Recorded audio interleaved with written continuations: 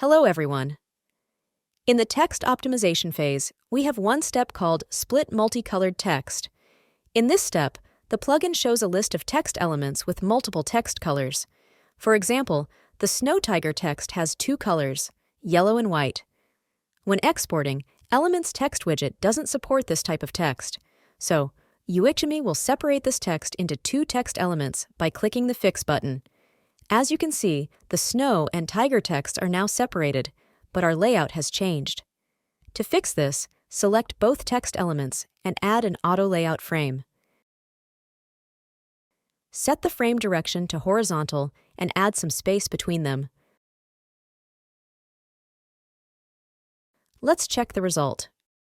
Now, you can see the layout looks the same as the original design. Let's go to the Edit page and check the text colors for tiger and snow. As we can see, both texts are separated by background color.